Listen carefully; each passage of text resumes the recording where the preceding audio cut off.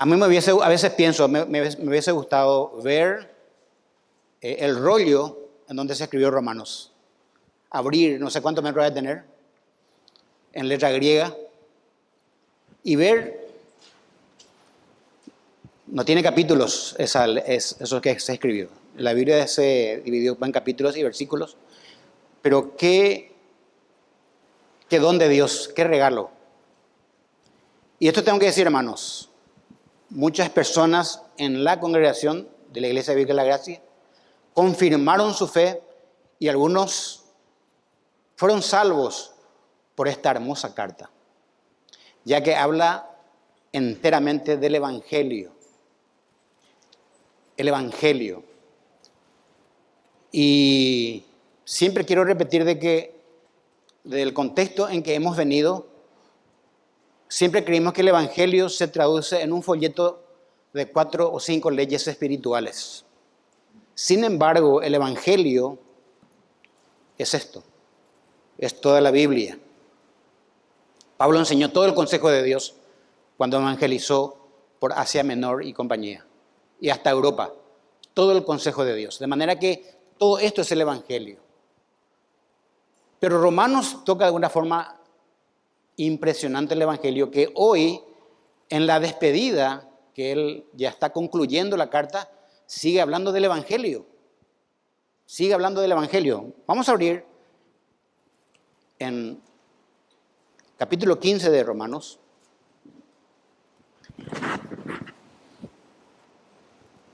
Eduardo predicó desde el 15 hasta el 13, desde el 15, 1 hasta el 13, y a mí me toca esta mañana predicar a partir del versículo 14 en adelante. Es una carta. Y dice: pero estoy seguro de vosotros, hermanos míos, de que vosotros mismos estáis llenos de bondad, llenos de todo conocimiento, de tal manera que podéis amonestaros los unos a los otros. Mas os he escrito, hermanos, en parte con atrevimiento, como para haceros recordar, por la gracia que de Dios me es dada, para ser ministro de Jesucristo a los gentiles, ministrando el Evangelio de Dios, para que los gentiles les sean ofrenda agradable, santificada por el Espíritu Santo. Tengo pues de qué gloriarme en Cristo Jesús, en lo que a Dios se refiere, porque no os haría hablar sino de lo que Cristo ha hecho por medio de mí, para la obediencia de los gentiles, con la palabra y con las obras, con potencia de señales y prodigios en el poder del Espíritu de Dios, de manera que desde Jerusalén y por los alrededores hasta Ilírico, todo lo he llenado del Evangelio de Cristo. Y de esta manera me esforcé a predicar el Evangelio, no donde Cristo ya hubiese sido nombrado, para no edificar sobre fundamento ajeno, sino como está escrito: aquellos a quienes nunca les fue anunciado acerca de Él, verán, y los que nunca han oído de Él, entenderán. Hasta ahí el pasaje de la Escritura. Uno de los distintivos que tiene la palabra de Dios o el Evangelio es que nunca está por demás. Dice la palabra de Dios: la palabra buena a su tiempo, cuán buena es. Ni el escuchar ni el compartir de ella está por demás. De hecho, es lo que nos fortalece, lo que nos enseña y anima. No sé, hermanos, si a ustedes les tocó a ustedes la oportunidad de que alguien con tanta sinceridad se acerque y les quiera testificar con un tratado en la mano. Y realmente te rebosa el corazón y de alegría porque vos también tenés la misma fe de esa persona. Especialmente, estoy hablando de creyentes, no de sectas, de creyentes. A mí me tocó hace poco en el hospital, fui a hacer una consulta y viene un hombre y me entrega un folleto en la mano. A veces agarro y a veces le digo, no, deja nomás para ahorrar, para que le pida a otra persona, ¿verdad? Yo soy creyente, gracias. Pero me inunda el corazón de alegría y de paso a veces me digo a mí mismo, ¿hace cuánto que esto yo no hago? ¿Hace cuánto que no estoy compartiendo el Evangelio a otros? Es un ejercicio que hemos dejado. Pero Tania nos entregó la vez pasada un folleto que tiene que ver con el teatro para que ustedes puedan compartir con otros. Y esto es el Evangelio realmente. Y por eso el sermón de esta mañana le puse como título, el ministerio del Evangelio es glorioso. El ministerio del Evangelio es glorioso. Y la pregunta para ir a los puntos, ¿cuáles son los resultados del ministerio de Pablo al predicar el glorioso Evangelio de Cristo? En realidad es inmenso, pero quiero tomar 3 puntos esta mañana para hablar un poco de la carta que escribe él a la iglesia de Roma y cómo comparte y habla aún del Evangelio. En lo que leímos, Pablo está concluyendo su carta. No puede ser que en 4 años hayamos leído una carta, ¿verdad? Pero una carta se lee de seguido, pero 4 años estamos predicando de ella. Y está preparando su viaje a Roma. Pero como es Pablo, ella piensa que cuando llegue a Roma, él va a ir a otra parte. De paso va a estar en Roma. El domingo que viene vamos a ver que él quiere gozarse de los hermanos un rato y luego partir para España, para seguir predicando el Evangelio. Y les escribe una de las despedidas más largas de todas las cartas, en todo el Nuevo Testamento. Si ustedes ven, empieza todo el capítulo 15, es una despedida, es una conclusión de la carta a los romanos. Y es larga, realmente, todo un capítulo. La conclusión empieza en el capítulo 15, de lo que predicó Eduardo, y finaliza en el capítulo 16, donde empieza los saludos personales.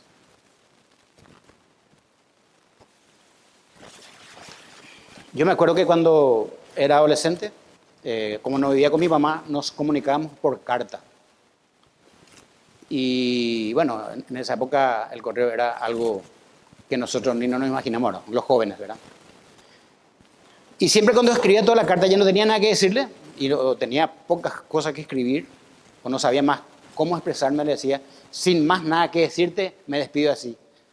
Eso es siempre en todas las cartas. Bueno, Pablo no parece que tenía tantas cosas que decir, que parece no quería terminar la carta. Hasta donde empieza las salutaciones personales, que también es larguísimo.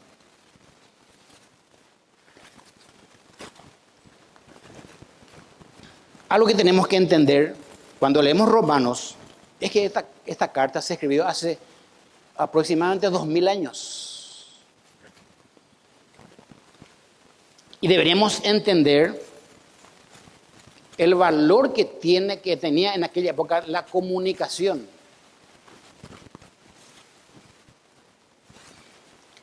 Especialmente por medio de una carta. Me acuerdo que cuando el rey tenía algo en una ciudad, cuando el rey tenía que comunicar algo, iba el que quería comunicar en un caballo y empezaba un pregonero a decir todo lo que el rey dijo. Bueno, de ahí sale la palabra predicación, querigma. Pero en aquella época me supongo que recibir una carta era lo máximo.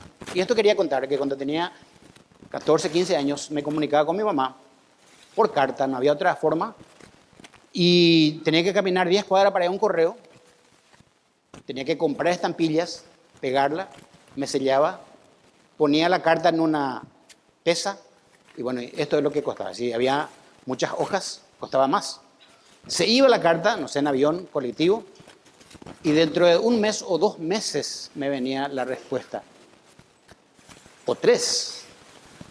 Y a veces me enviaba unos pesos en ese sobre cuando era adolescente.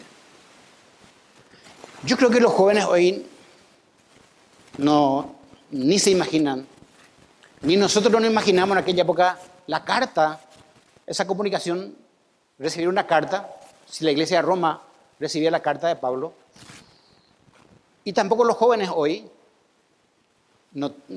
creo que no se dan cuenta, ellos apretan el celular, un botón y se andan comunicando con Japón al instante por medio de WhatsApp, ¿sí o no? Así que los jóvenes no tienen idea de lo que la comunicación era en aquella época. Y los de Roma, me supongo, o las iglesias del Nuevo Testamento, cuando recibieron una carta de Pablo o de Pedro, era algo indescriptible, porque esta carta se leyó en la iglesia.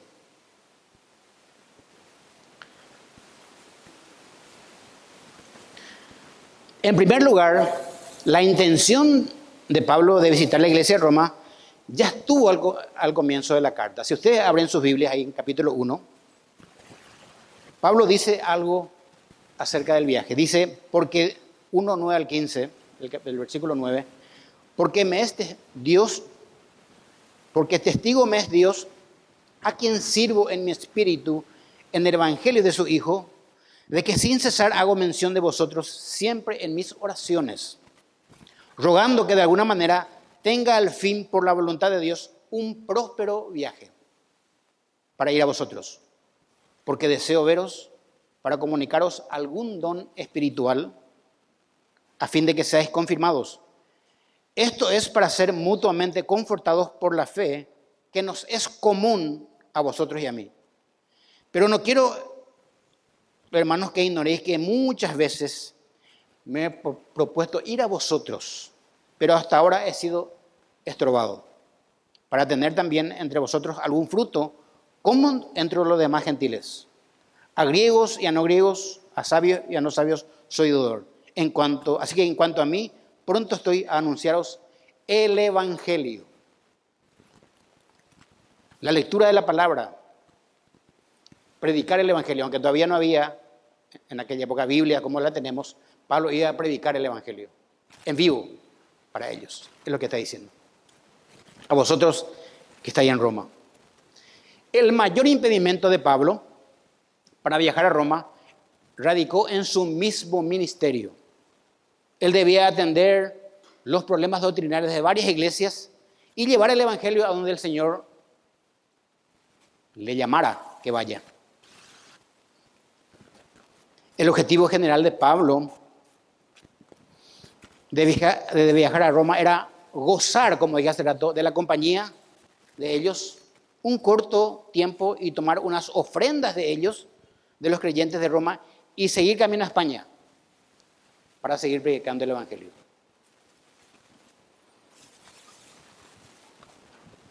Pero él aprovecha, escribiendo la carta, para expresarles el gozo experimentado por haber predicado también a gentiles, a quien fue enviado, igual que a judíos, ya que los gentiles en Roma formaban parte de la mayoría de la membresía. Y que él es testigo, escuchen, del gozo que produce los resultados de obedecer el evangelio de Cristo, y que los resultados de su ministerio, él vio con sus ojos vidas cambiadas y transformadas. Su vida misma, la vida misma de Pablo fue cambiada por el evangelio. Pablo está rindiendo cuentas a la iglesia de Roma, de su ministerio. Y como que le está preparando el corazón de ellos para cuando vaya. Él le está diciendo, preparen ofrendas. Yo soy ministro de los gentiles, voy a pasar por ahí, voy a recoger ofrenda y viajo para España. Pero voy a gozarme con ustedes un rato. Este es el contenido de la carta. Si Pablo está rindiendo cuentas a la iglesia de Roma, esto nos muestra la humildad de Pablo. Escuchen por qué. Él es un apóstol enviado por Dios a las naciones. Pero también él sabe, escuchen hermanos, que él es un siervo, que él es un esclavo de Cristo. Por eso que no hay ninguna jactancia en Pablo. Y él rinde cuentas. Y él dice que la predicación de los gentiles fue fructuosa. fue fructuoso. Si ustedes ven, por eso las experiencias que transmite aquí Pablo no son solamente terrenales, sino eternas, las que realmente trascienden de esta vida. Lean el versículo 13 del capítulo 15 y dice así, entre otras cosas, que el Dios de la esperanza los llene de toda alegría y paz a ustedes, que creen en Él, para que abunden, para que rebosen de esperanza por el poder del Espíritu Santo. Pablo asume que el creyente está lleno de alegría y de paz. Y realmente así es un creyente. Aunque haya situaciones contrarias o aflicciones o dificultades, el creyente está lleno de alegría y paz. Una paz interior por el poder del Espíritu Santo. Y en el versículo 14, donde empieza nuestro texto, dice, pero estoy seguro de vosotros, hermanos míos, de que vosotros mismos estáis llenos de bondad, llenos de todo conocimiento, de tal manera que podéis amonestaros los unos a los otros. Voy a leer en la Nueva Versión Internacional para ver si nos ayuda.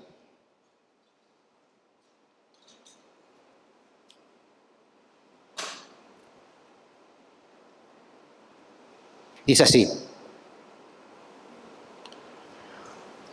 por mi parte, hermanos míos, estoy seguro de que ustedes mismos rebosan de bondad, abundan en conocimiento y están capacitados por instruirse unos a otros.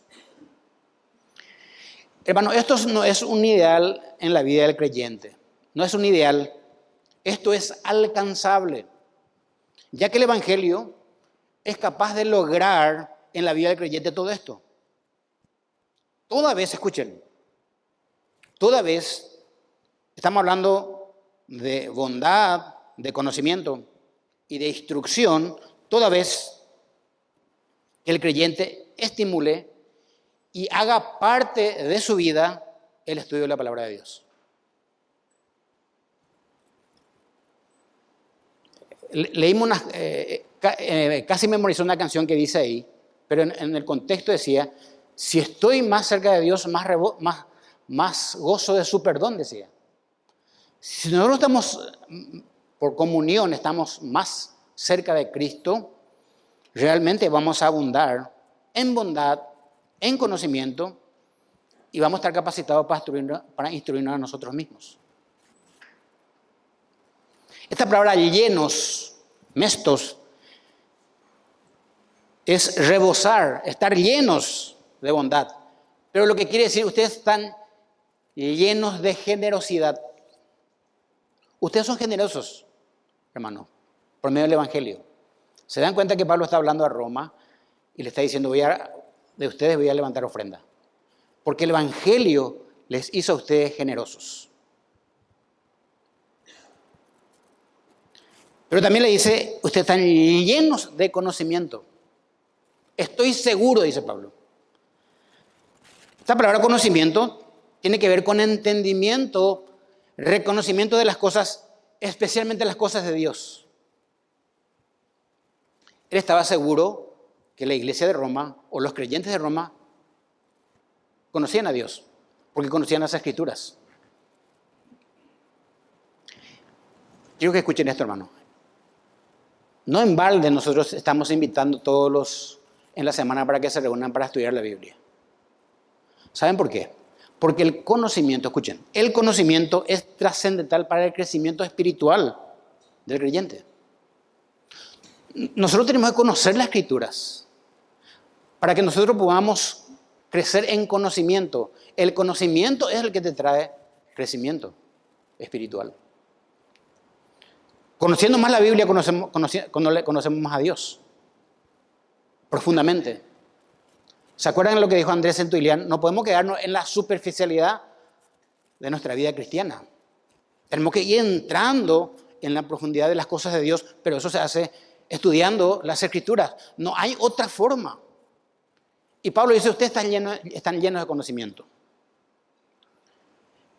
El apóstol Pedro, en su segunda carta, su carta comienza con conocimiento y termina con conocimiento. Voy a leer. Solamente el versículo 2 del capítulo 1 dice, gracia y paz os sean multiplicadas en el conocimiento de Dios. Y finaliza en el capítulo 3, versículo 18, más creced en la gracia y en el conocimiento. Los creyentes no podemos conocer más otras cosas que a Dios. Tenemos que conocer las cosas de esta vida para manejarnos, pero las cosas de Dios son interesantes para nuestra vida espiritual. El creyente dedicado va conociendo a Dios cada día que pasa por medio de las Escrituras. Juan 5:39 dice, escudriñad las Escrituras, porque a vosotros os parece que en ellas tenéis la vida eterna y ellas son las que dan testimonio de mí.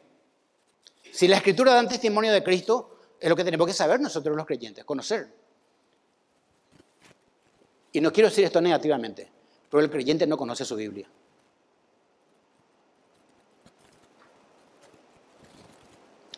Muchos creyentes no conocen su Biblia. Decía un predicador, una doctrina errada rápidamente se transforma en una enseñanza inmoral. Si vos entendés algo mal de las Escrituras, porque no conoces o porque sos un falso maestro, o porque aprendiste mal algo, se puede llegar a, rápidamente se convierte en algo inmoral. Y no solamente eso, dice Pablo, y están capacitados para instruirse unos a otros, porque el Evangelio les ha llevado a la madurez espiritual. La palabra instruir es amonestar, advertir o aconsejar. Ustedes tienen que aconsejarse unos a otros, con la Biblia en mano o con la Biblia en la mente. Esto que escribe Pablo caracteriza a un pecador que ha sido transformado por el Evangelio. El creyente está en esto, abunda en esto, o debería abundar en esto. Pablo le dice, ustedes están capacitados por Dios mediante la palabra, mediante el Evangelio que ha sido predicado a ustedes. Y por eso pueden amonestarse y aconsejarse unos a otros. Yo estoy acá frente a ustedes amonestándoles por medio de la palabra. Pero eso no pudiera haber sido capaz si no fuera por el Evangelio, que transforma nuestras vidas. Y Pablo dice, ustedes pueden hacer eso, lo de Roma. Están haciendo eso, estoy seguro que están haciendo. Aunque Pablo nunca, o todavía no le ha visto ni ha conocido a la mayoría de los miembros de la iglesia de Roma, él les abre por medio de esta carta su corazón. Con esta, como dije hace rato, con esta carta, Pablo como que estaba preparando el corazón de los creyentes de Roma para que cuando pase por ahí, pueda seguir su camino a España. Va a estar un rato con ellos, gozarse de ellos y luego seguir predicando. Esa era la vida del apóstol Pablo. Y él dice, hermanos míos, esta expresión, hermanos míos, esto era imposible para un judío decirle a un gentil, mi hermano. ¿Pero qué hizo posible esto? El Evangelio. Nosotros nos hicimos hermanos, nunca le conocimos, nunca le vimos, pero hoy nos conocimos, el Evangelio nos trajo acá y nos decimos hermanos y nos amamos.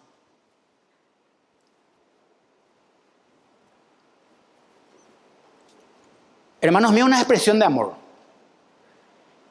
hacia los ex gentiles que han creído el Evangelio. De esto es lo que Pablo estaba seguro. Estaba convencido que Dios le ha capacitado por medio del Evangelio. Fue su experiencia desde que conoció a Cristo. Él fue otra persona. No es el Pablo que perseguía a creyentes donde se reunían para llevarlos a la cárcel. ¿Se acuerdan? Es otro Pablo. Era Saulo. Ahora es Pablo. Dios transformó su vida con el Evangelio. Hermano, yo creo firmemente que nosotros podemos aplicar a nosotros esto, a los creyentes que están en la iglesia bíblica de la gracia, y debemos valorarlo. Escuchen, debemos valorarlo. Que el Evangelio lo que el Evangelio está produciendo en nuestras vidas cada día más. Generosidad, conocimiento e instrucción entre nosotros. Por ahora tenemos 5 personas que pasan a predicar la palabra de Dios acá en la iglesia. Y eso es gracias al Evangelio. No tiene nada que ver la capacidad de las personas. Hay un don que Dios dio, y ese don se perfecciona con estudiar su palabra y estar capacitado para predicar el Evangelio por Dios.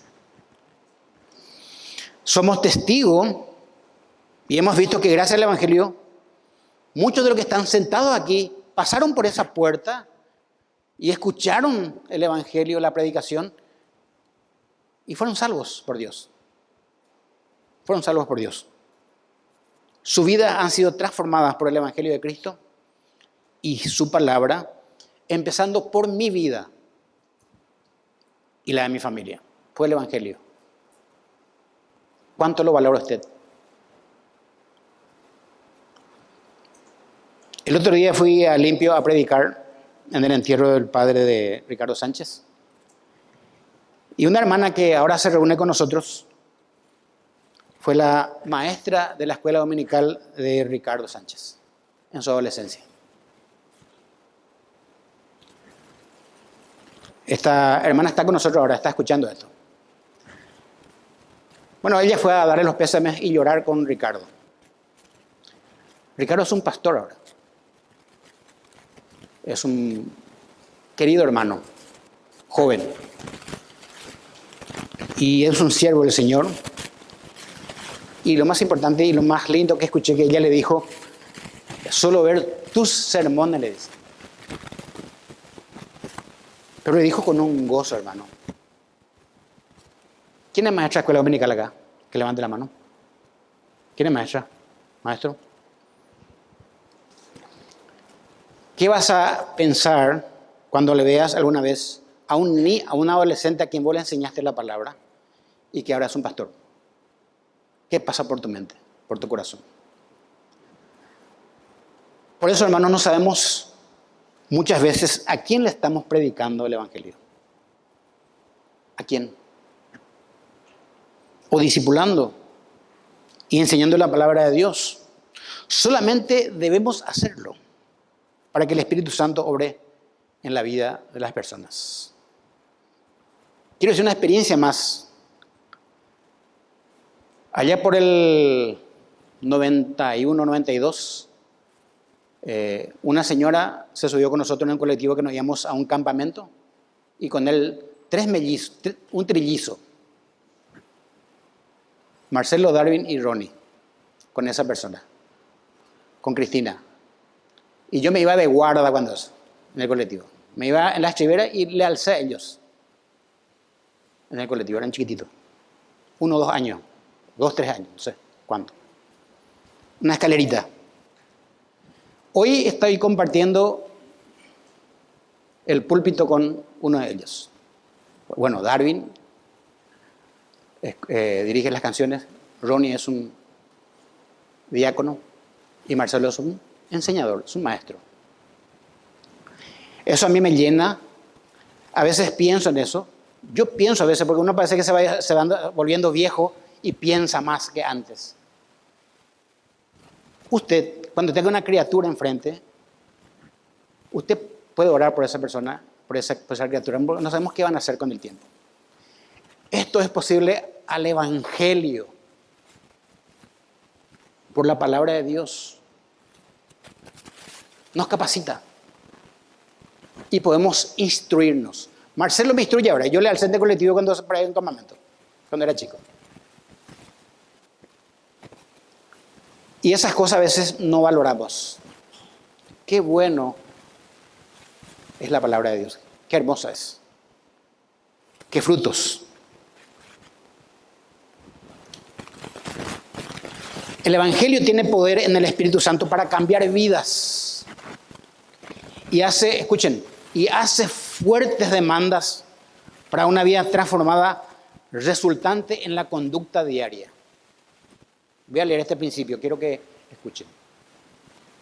El Evangelio tiene poder en el Espíritu Santo para cambiar vidas y hace fuertes demandas para una vida transformada resultante en la conducta diaria, no los domingos nomás. De lunes a lunes, el Evangelio te demanda que vos tengas una vida transformada.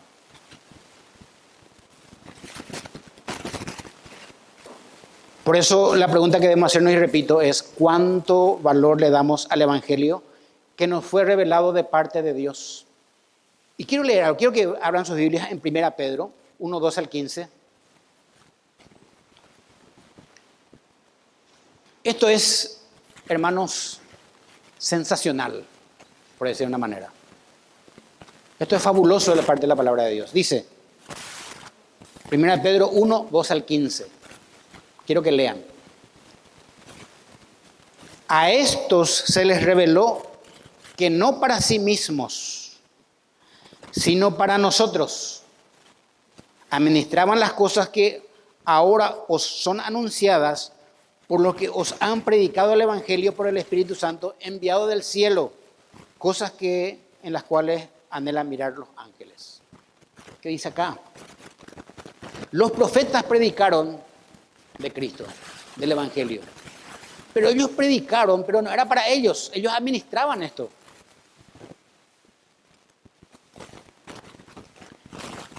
El Evangelio fue enviado por el Espíritu Santo del cielo para nosotros.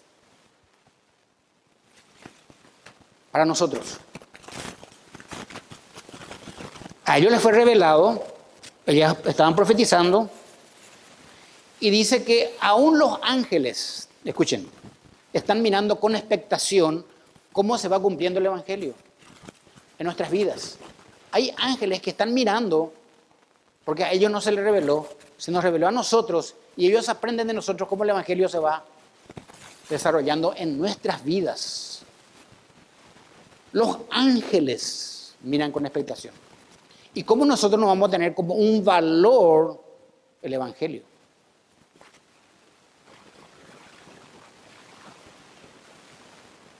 ¿Qué valor tiene la palabra de Dios en tu vida? Si me decís que es mucho, tenés que estudiarla. Tenés que estudiarla. Porque lo que amamos, cuidamos, ¿sí o no?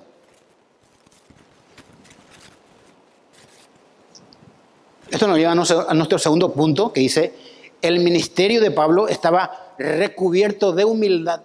Versículo 15 al 17. El evangelio de Pablo estaba recubierto de humildad. Dice él en el versículo 15, más os he escrito, hermanos, en parte con osadía, con atrevimiento, como para haceros recordar por la gracia que de Dios me es dada, para ser ministro de Jesucristo a los gentiles, ministrando el evangelio de Dios, para que los gentiles les sean ofrenda agradable, santificada por el Espíritu Santo. Tengo pues de gloriarme en Cristo Jesús en lo que a Dios se refiere. Quiero leer en la Nueva Versión Internacional que dice así. Sin embargo, el versículo 15, les he escrito con mucha franqueza sobre algunos asuntos, como para refrescarle la memoria. Me he atrevido a hacerlo por causa de la gracia que Dios me dio para ser ministro de Cristo Jesús a los gentiles. Yo tengo, él dice, Pablo, el deber sacerdotal de proclamar el evangelio a fin de que los gentiles, nosotros, lleguen a ser una ofrenda aceptable a Dios, santificada por el Espíritu Santo. Por tanto, dice 17, mi servicio a Dios es para mí motivo de orgullo en Cristo Jesús. Pablo en este escrito aprovecha con mucha osadía recordarles algo y apela a la madurez de los creyentes de Roma. En primer lugar, que la gracia de Dios ha sido donada a Pablo, es la misma que ha sido donada a nosotros. Porque todos sabemos que gracia es un regalo inmerecido que Dios da al pecador. Voy a leer lo que dice Romanos 1:5. Y por quien recibimos la gracia, dice Pablo, ya leyó esto de Eduardo, y el apostolado para la obediencia a la fe en todas las naciones por amor de su nombre. Pablo está confirmando que fue Dios el que le hizo apóstol. Era enemigo. Dios le hizo su apóstol. Después que Pablo haya sido un enemigo acérrimo del Evangelio. Persiguiendo gente. Persiguiendo a la misma iglesia de Cristo que en aquella época se llamaba el Camino.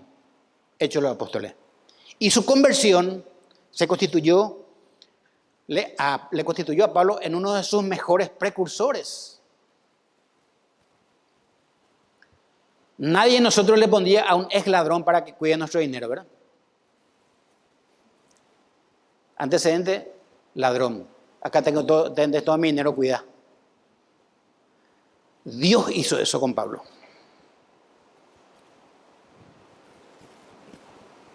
Le puso como su apóstol para ministrar los misterios de Dios. Alguien que se oponía tenazmente a él como su enemigo.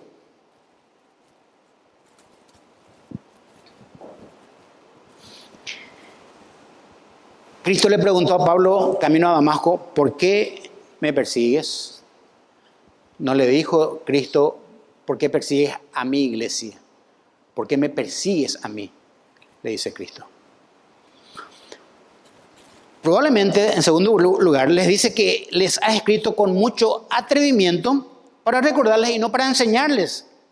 Por ejemplo, que los débiles y los fuertes debían recibirse unos a otros. Los de Roma ya sabían eso, porque conocían el Evangelio. Por eso, esto que le escribe Pablo no es como una enseñanza, sino como un recordatorio. Si yo le escribo una carta a la gente que se reúne en Ciudad del Este, y le digo que me estoy yendo, y le digo cosas que todos sabemos, que todos los creyentes deben saber, no le estoy enseñando a ellos, le estoy recordando en una carta lo que ellos, cómo debían de comportarse. Por eso Pablo le dice, le he hecho con mucho atrevimiento recordarles esto a ustedes.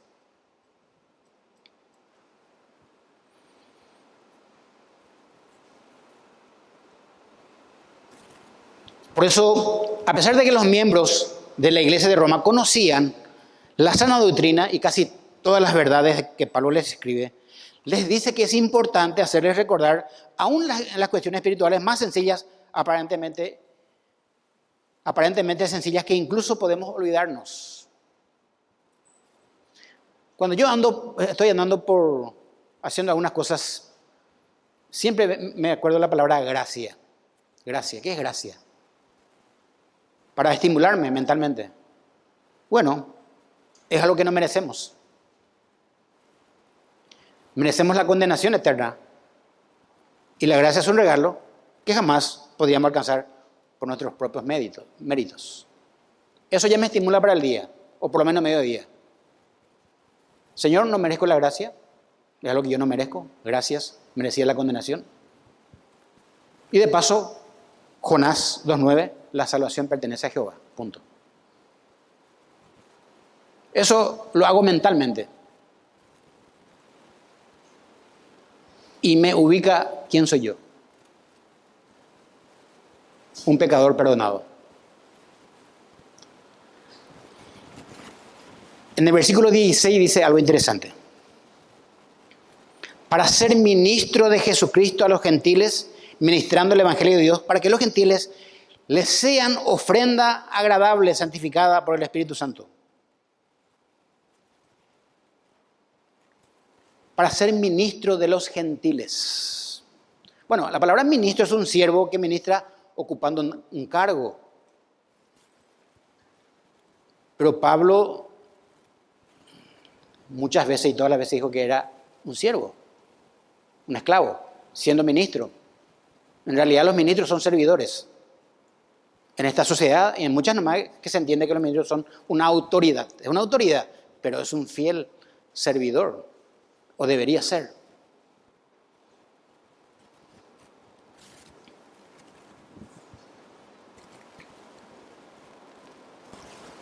Eres un ministro de los gentiles. ¿Se acuerdan que Dios envió a Pedro para predicar el evangelio a los judíos y a Pablo a los gentiles? Eso no quiere decir que Pablo no le haya predicado a judíos, porque Pablo sabía que la salvación venía de los judíos y después al griego. Pero su misión era predicar a los gentiles. Les recuerda, en primer lugar, que Dios le ha hecho ministro de Jesucristo a los gentiles. Leo. No harán ustedes. Hechos 9:15. El Señor le dijo, ve, porque instrumento escogido me es este, Pablo, para llevar mi nombre en presencia de los gentiles y de reyes y de los hijos de Israel, porque yo les mostraré cuánto les es necesario padecer por mi nombre. Efesios 3:1 dice, por esta causa yo, Pablo, prisionero de Cristo Jesús por vosotros, los gentiles.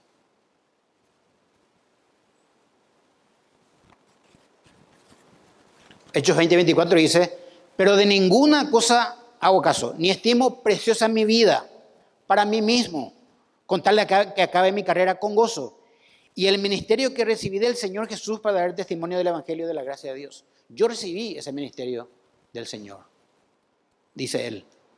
Y luego Pablo da la razón de ese ministerio. Escuchen, que su ministerio es un ministerio sacerdotal. No olvidemos que Pablo era judío, pero acá Pablo conecta su ministerio con el Antiguo Testamento. Para que los gentiles, dice nuestro texto, les sean ofrenda agradable. Esto es un milagro. ¿Qué hacía el sacerdote en el Antiguo Testamento? Bueno, sacerdote significa servir como un sacerdote, especialmente en relación a los sacrificios en el templo. Aunque es raro que Pablo escriba comparando su ministerio con un servicio sacerdotal, tal vez porque había judíos creyentes en medio de ellos en Roma, y tiene sentido cuando dice que su ministerio se basó en presentar a los gentiles como ofrenda agradable a Dios, santificada por el Espíritu Santo. ¿Qué era el oficio del sacerdote en el Antiguo Testamento? Un sacerdote, por lo menos lo de Leví, era apartado y consagrado por Dios para servirle de por vida en el templo. Un sacerdote en el Antiguo Testamento era el encargado de interceder y presentar ofrendas de los judíos a Dios. Pablo utiliza esta analogía como sacerdote él mismo. Pablo presentó a los gentiles como el sacrificio presentado a Dios. El gentil que se convertía era presentado como una ofrenda agradable a Dios. Desde que nosotros hemos sido salvados por Dios, nos convertimos en una ofrenda agradable a Dios. Usted puede decir, yo soy una ofrenda agradable para Dios. John Stott dice algo muy interesante, un comentarista. Si bien los gentiles fueron rigurosamente excluidos del templo de Jerusalén, en el templo de Jerusalén había una división, una pared intermedia, que los gentiles no podían pasar hacia donde están los judíos porque era muerto por los judíos. Estaban separados. Y de ningún modo se les permitía participar en el ofrecimiento de su sacrificio. Ahora, por medio del Evangelio, ellos mismos, los gentiles, nos convertimos en una ofrenda santa y aceptable a Dios.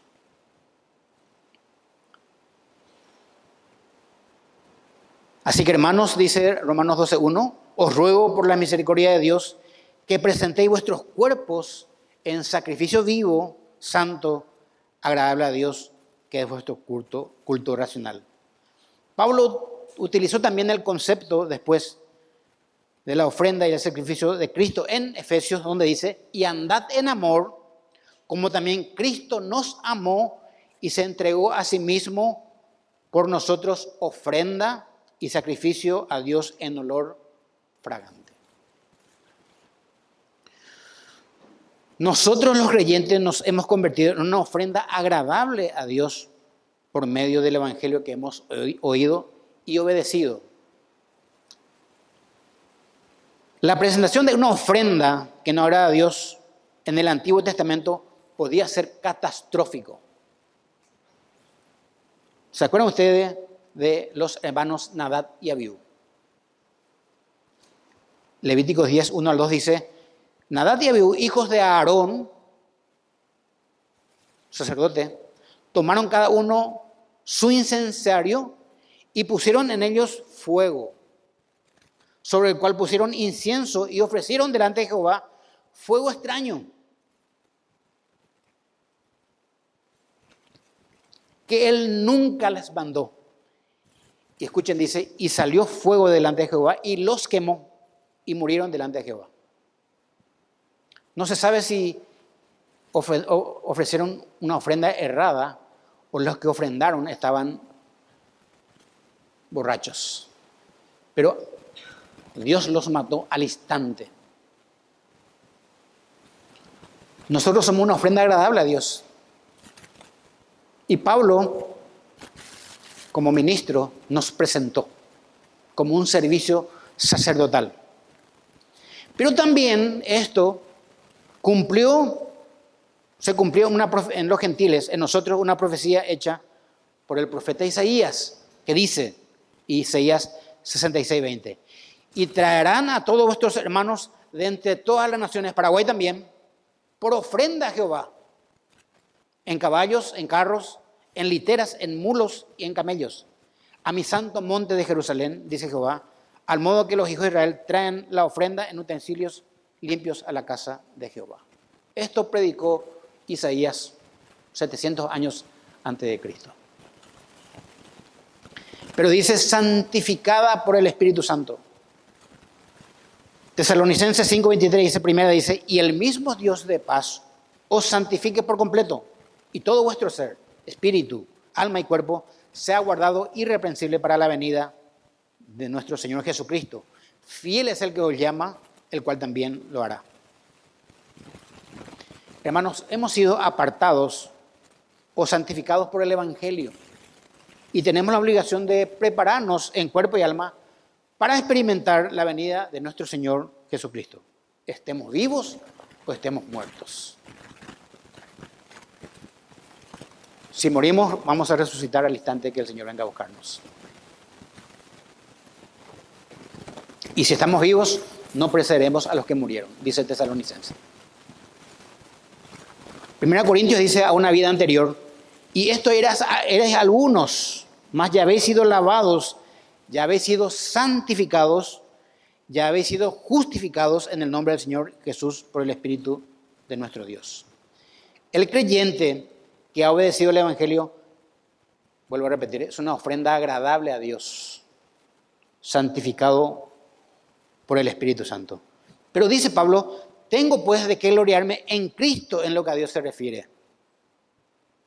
En el versículo 17 del capítulo 15. Por tanto, mi servicio a Dios es para mí motivo de orgullo en Cristo. Esto es lo que impacta, hermanos, de la vida del apóstol Pablo. Después de pasar todo lo que pasó como predicador del Evangelio a los gentiles, tantas cosas pasó. Azotes, cárceles. Él está satisfecho en Cristo. Él está satisfecho en Cristo por el ministerio que Dios le otorgó.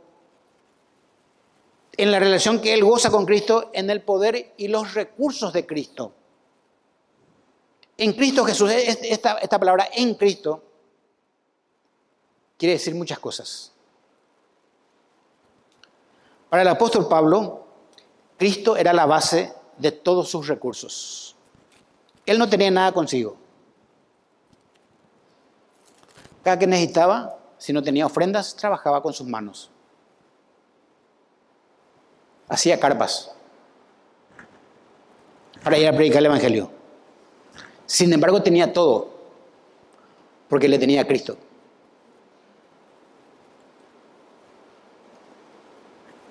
Vuelvo a repetir. Esta preposición en quiere decir mucho, en Cristo. Para el apóstol Pablo, Cristo era la base de todos sus recursos. Él no tenía nada consigo. ¿Qué tenía Pablo si iba a las naciones? No podía tener casa, esposa, nada. Sin embargo, tenía todo, porque le tenía a Cristo. Filipenses 4, 11 al 13 dice, no lo digo porque tenga escasez, pues he aprendido a contentarme cualquiera sea mi situación. ¿Por qué no viniste a la iglesia? No, mi auto no arrancó. No tenía para mi pasaje. No lo digo porque tenga escasez, pues he aprendido a contentarme cualquiera sea mi situación. Se cambió la hora. No puede venir. Sé vivir humildemente y sé tener abundancia. O sea, puedo no tener un mango, dice Pablo, y también puedo tener abundancia.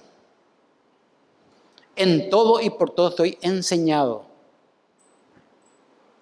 Así para estar saciado como para tener hambre.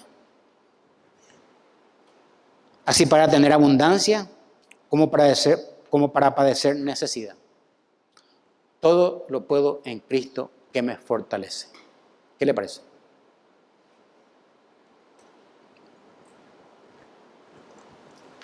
Él dice, me he hecho necio al gloriarme. Ustedes me obligaron, le dice a los corintios, a ello. Pues yo debía ser alabado por vosotros, pero en nada he sido menos que aquellos grandes apóstoles, aunque nada soy. El gran apóstol de Cristo dice, yo no soy nada. Nosotros decimos, vos no me conocen más, ¿quién soy yo? Decimos. Pero Pablo dice, nada soy. Nada.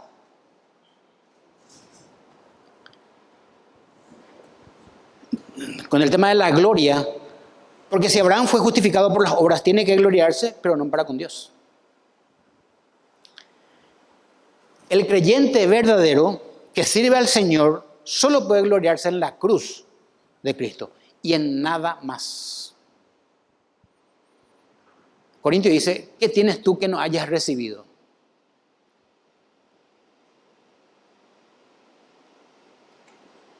Bueno, yo compré para mi traje nuevo. Bueno, pero ¿quién te dio el dinero?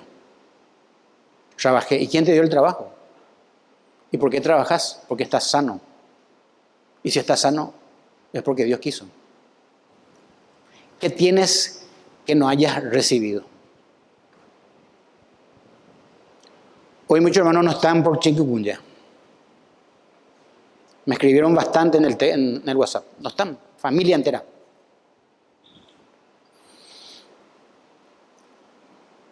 Ninguno de los que estamos acá en este salón podemos jactarnos delante de Dios.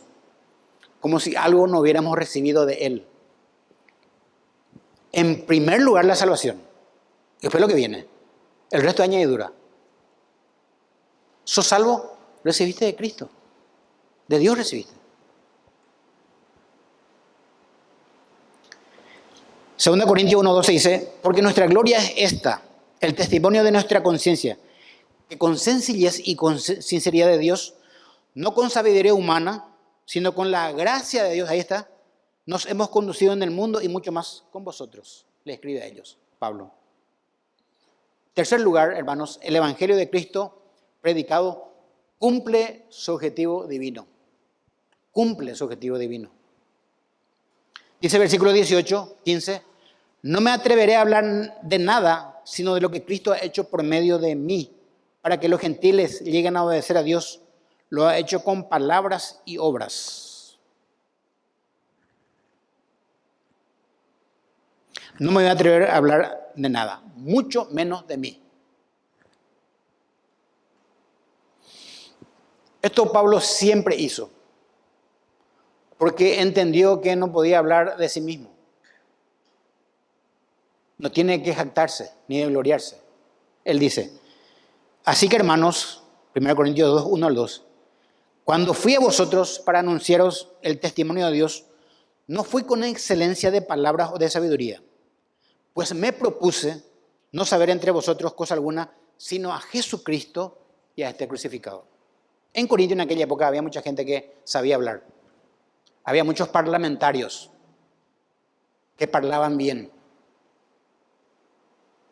Pero Pablo dice, yo no fui para anunciar el testimonio con excelencia de palabras o de sabiduría. Solamente me propuse no saber nada entre vosotros, sino a Jesucristo y a este crucificado, que realmente es el que salva. Pablo está consciente de que él ha sido solo un instrumento de Dios. Instrumento que Dios podía haber utilizado para evangelizar al mundo y a las naciones. Ángeles para la predicación del evangelio.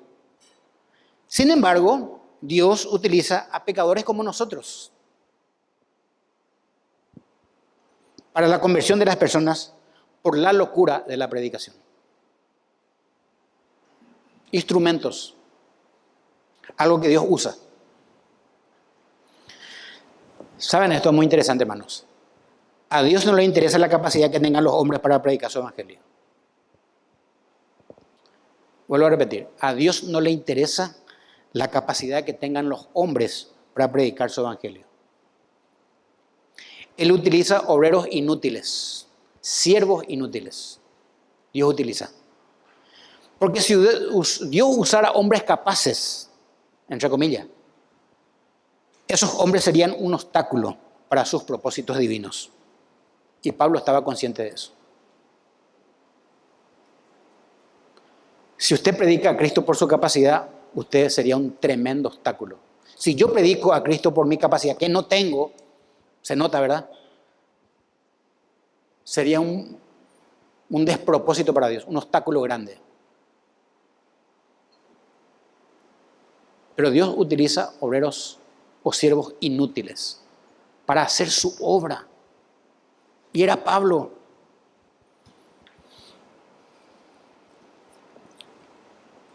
Antiguamente y en la actualidad, escuchen hermanos, los falsos maestros se promovían y se promueven a sí mismos. Y de esa manera sus carnadas atraen a muchos cambiando la verdad por la mentira. Cuando yo a usted le meto en mi bolsillo porque yo sé hablar demasiado, yo puedo hacer con usted lo que yo quiero. Y ustedes no conocen la palabra, si ustedes no conocen la palabra de Dios. Puedo cambiar la verdad por la mentira tranquilamente.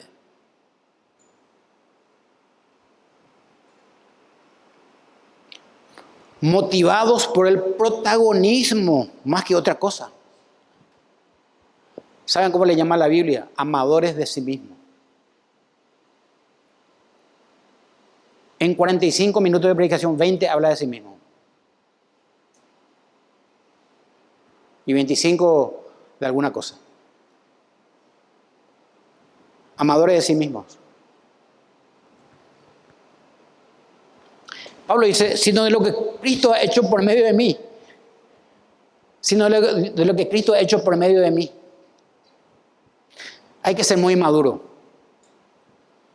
para decir que es mi iglesia o yo. Es inmadurez. Pablo dice, yo soy un instrumento solamente en las manos de Dios.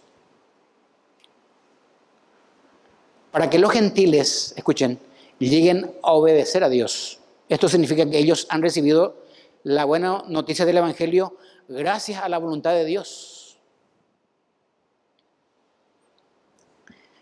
El ministerio de Pablo, escuchen, cubrió todos los objetivos de evangelización y enseñanza que era posible cubrir a lo largo del extenso recorrido que hace. Llegó a Europa. Comenzó en Asia Menor, llegó a Europa. Filipenses, Filipos. Él dice en el versículo 19, mediante poderosas señales y milagros por el poder del Espíritu Santo de Dios. Así que habiendo comenzado en Jerusalén, he completado la proclamación del Evangelio de Cristo por todas partes, hasta la región de Iliria. En un ratito le voy a contar dónde es la región de Iliria. Mediante poderosas señales y milagros por el poder del Espíritu de Dios. Hechos 15:12 dice, entonces toda la multitud cayó y oyeron a Bernabé y a Pablo que contaban cuán grandes señales y maravillas había hecho por medio de ellos entre los gentiles. La conversión de un creyente es un milagro. Estamos hablando ahí antes de venir a la iglesia, de que un creyente se convierta, de que se le perdone todos sus pecados, pasados, presentes y futuros, es un milagro portentoso.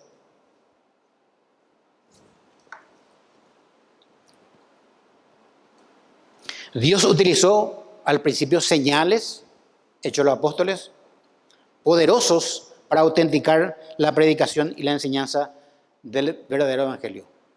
Cuando había milagros en hechos de los apóstoles, usted tiene que ver que siempre hubo un apóstol presente. Siempre. Vea hechos de los apóstoles. Cuando hubo un milagro, una señal grande, había un apóstol. Por eso que en muchas iglesias carismáticas tiene que haber un apóstol, entre comillas, para que haya milagros. Pero hay 12 nomás.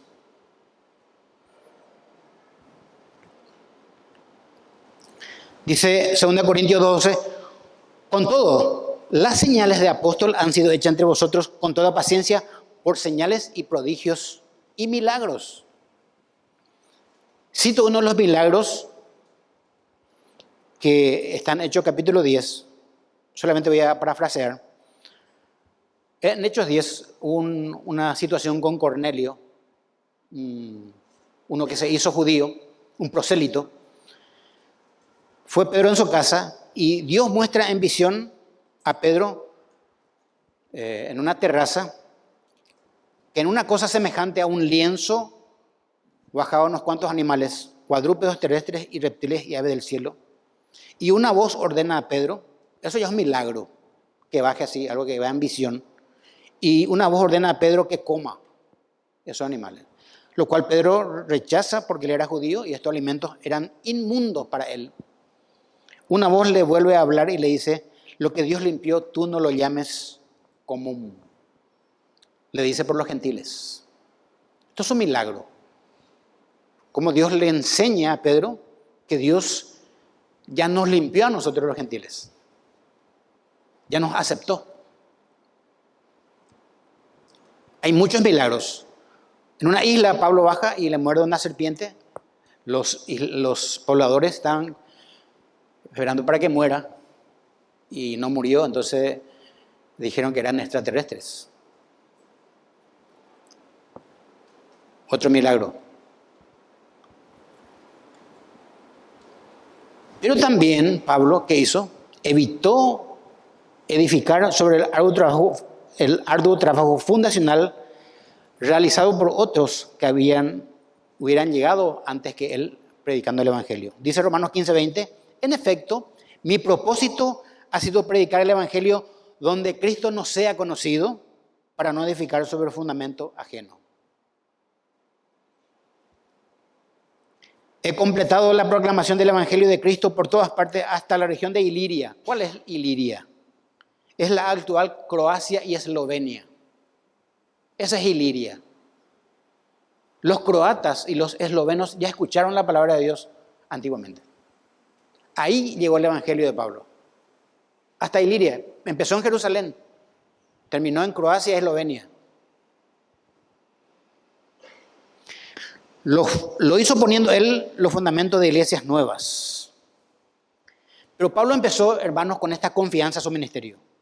Confió en lo que está escrito en la palabra de Dios. Por un lado, que conocerían a Cristo aquellos a los cuales nunca les había sido predicado. Por el otro, que entenderían del Evangelio aquellos que nunca habían oído hablar del Salvador. Él cita a Isaías. Dice el versículo 21 de sus Biblias, capítulo 15, más bien como está escrito, los que nunca habían recibido noticia de él lo verán y entenderán los que no habían oído hablar de él.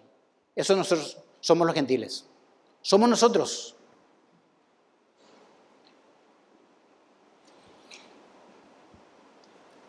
Pablo citó a Isaías, y con esto estoy culminando, profetizando que nosotros, los gentiles, que no pertenecemos a un pueblo judío, ya estábamos en el corazón de Dios antes de la fundación del mundo.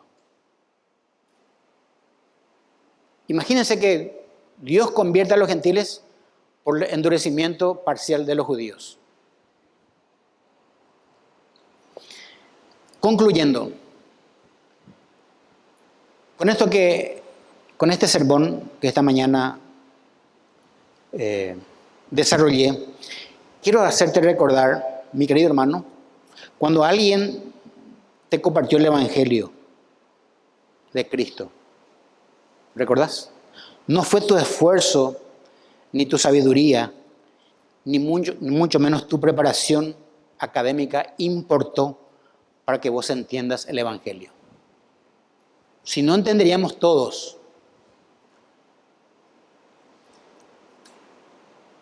Porque muchos escuchan el Evangelio, pero no se convierten a Cristo. No entienden. ¿Saben por qué? Dice Mateo 11:27, voy a leer. Todas las cosas me fueron entregadas por mi Padre. Y nadie conoce al Hijo sino el Padre, ni al Padre conoce a alguno sino el Hijo, y aquel a quien el Hijo quiere revelar. Aunque te hayan predicado el Evangelio, si fuiste llamado por Dios, hubo un llamado interior respondiendo al llamado de Dios. Si se llena un estadio de 35,000 personas y predica un predicador la palabra de Dios, no todos se convierten, pero Dios llamó. Los que se convierten han sido llamados interiormente. Hubo una respuesta, hubo un llamado interno en donde dice: acepto, Señor, me arrepiento.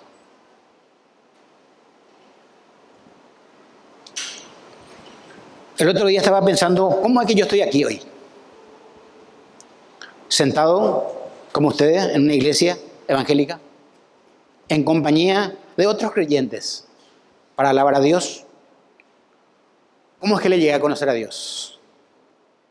Ahora soy salvo de la condenación eterna y justificado por la sangre de Cristo y con la palabra de Dios en mi mano. ¿Qué hago yo aquí? ¿Se preguntó usted alguna vez? Me puse a pensar cómo Dios, con su evangelio, utilizó tantos medios para que yo llegue al Señor. ¿Cuánto valoro todo esto en mi vida? ¿Y cómo lo demuestro? Yo testificando de Él a otros. Yo me pregunto, no sé, yo reflexiono, hoy domingo tengo que ir a la iglesia, ¿por qué me voy? Bueno, yo tengo que predicar, por eso me voy, ¿verdad? Pero ¿por qué me voy a la iglesia? ¿Qué me motiva? Soy salvo, amo a mis hermanos, valoro la palabra de Dios, soy miembro de una iglesia local, Cristo me salvó.